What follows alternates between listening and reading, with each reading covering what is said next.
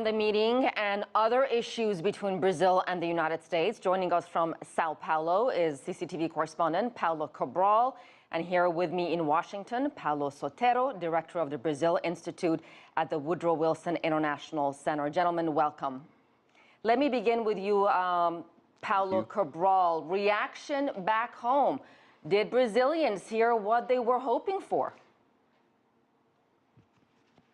Well, look, actually, Brazilians have a lot on their minds right now with the economic crisis. You know, unemployment is going up, inflation is also going up, and there are corruption allegations against the president's party and all that. For example, in today's newspaper, all the headlines were things that President Rousseff said in the United States about this corruption inquiries going on in Brazil. So let's say it didn't have a major impact so far, this that Dilma Rousseff and Barack Obama have said so far. I mean, people were paying attention, and of course, it's always a very good picture opportunity for President Rousseff to be side by side with a respected leader in Brazil. Obama is well seen in Brazil, but in the end, we have to see down the road what's really going to happen, what's really going to come from this visit to really see what kinds of impacts it will have in Brazil and with Brazilian people.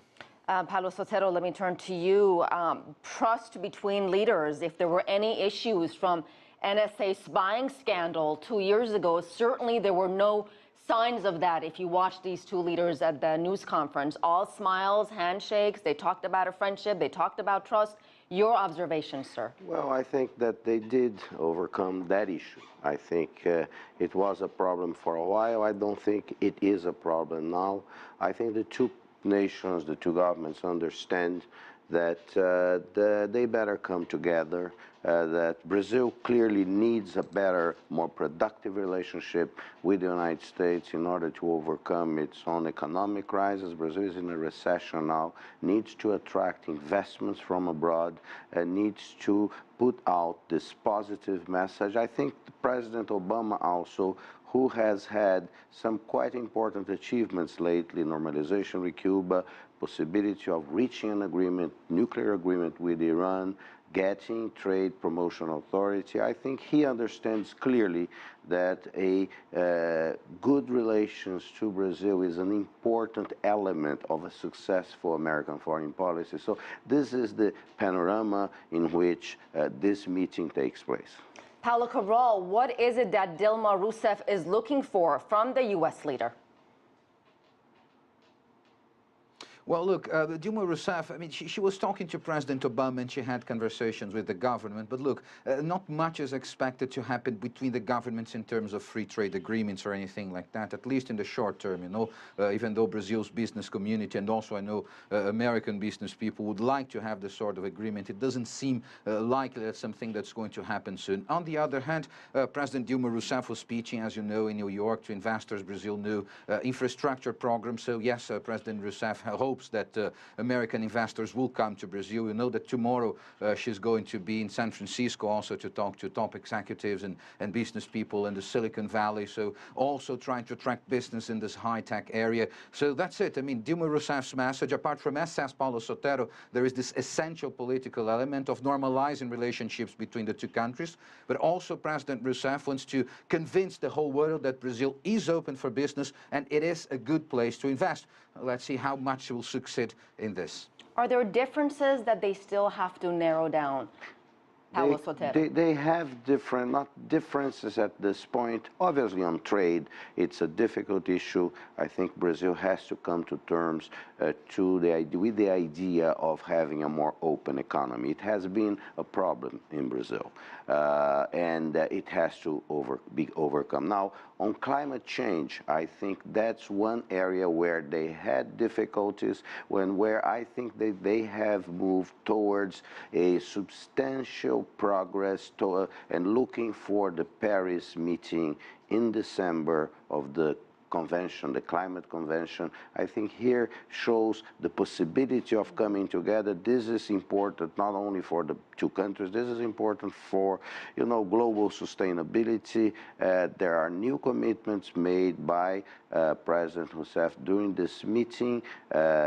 Brazil adding a minimum of 20% renewable energy in addition to hydraulic sources to its electricity generation. It's quite an ambitious goal. Brazil is a country that has reduced a lot of carbon emissions, so this is an area that shows, you know, where a willingness to come together can work very well for both countries. I want to pose this question to both of you. Paulo Cabral, let me go to you first. Dilma Rousseff's approval rating has taken a huge dive. There's, of course, the sluggish economy, as we've talked about, the scandal involving Petrobras, which you already mentioned. Can she get a little boost, at least, from this visit in Brazil among Brazilians? Well, maybe a little. You know, you have to remember that 2 years ago, when she canceled her state visit to the United States, that was 2013, her popularity was not at the same low it is today. But I mean, it did boost a little bit her popularity at that time, trying to seem to be, you know, standing up to the United States and looking like a strong leader. That did work, but not for long, you know, because then the economic crisis in Brazil did set in. And, you know, the economy is just essential in those perceptions. People are feeling here that inflation is going up, that their friends are losing their jobs. So that's a lot of concern. And then corruption, as we were saying, you know, it's a big theme, a huge theme right now here in Brazil. So yes, it is positive for Dilma Rousseff to be now in this position of a head of state, you know, alongside a big leader like Obama. And yes, I mean, it's looking good for her after days and days of just being hit because of corruption allegations and problems. But look, in the long run, I think really have to see if any of this is going to have actual impacts in Brazil. It won't be right now, you know, maybe 2016, 2017, if these infrastructure projects really start to happen and we have American investors coming, then yes, maybe this could bring benefits to President Rousseff. But I think really it's something we're going to see rather down the road than right now. Paulo Sotero, I'll give you the final word. I think that it's clear that Brazilian society wants a better, closer relationship with American society. This is something that the governments of both countries, I think the same is true about Americans towards Brazil. Both governments have to catch up and to fulfill this desire. Obviously, I agree with Paulo Cabral in the sense that, you know, President Obama is a quite admired president in Brazil.